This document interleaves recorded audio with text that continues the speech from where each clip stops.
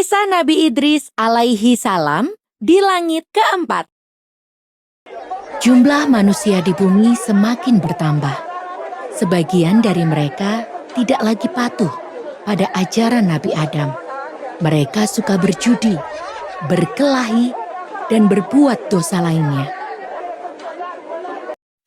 Nabi Idris adalah nabi kedua yang ditugaskan untuk membimbing manusia. Nabi Idris sangat taat pada perintah Allah.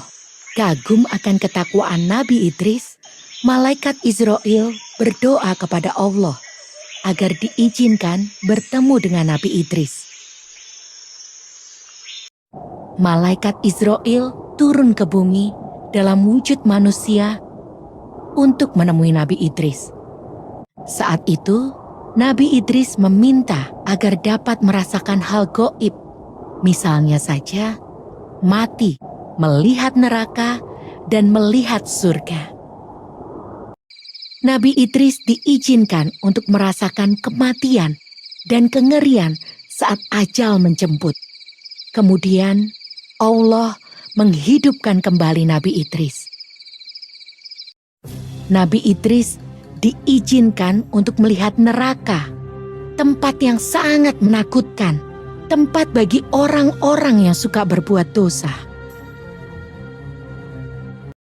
Setelah itu, Nabi Idris diizinkan untuk melihat surga. Tempat itu begitu indah, penuh bunga dan buah-buahan. Bahkan air sungai terlihat berkilau. Surga adalah tempat untuk orang yang taat pada perintah Allah.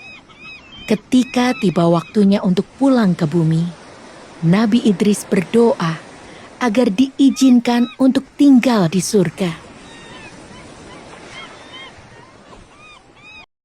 Allah memang Maha Pengasih dan Maha Penyayang kepada hambanya yang selalu taat. Allah memberikan tempat yang mulia di langit keempat kepada Nabi Idris.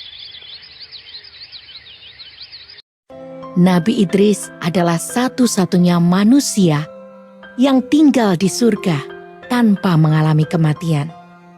Jauh sesudah itu, saat Nabi Muhammad mengunjungi surga dalam peristiwa Isra Mi'raj, Nabi Muhammad bertemu dengan Nabi Idris. Kisah ini diambil dari surat Maryam ayatnya yang ke-56. Dan ceritakanlah, hai Muhammad, kepada mereka kisah Idris yang tersebut di dalam Al-Quran. Sesungguhnya ia adalah seorang yang sangat membenarkan dan seorang nabi. Surat Maryam ayatnya yang ke-57. Dan kami telah mengangkatnya ke martabat yang tinggi.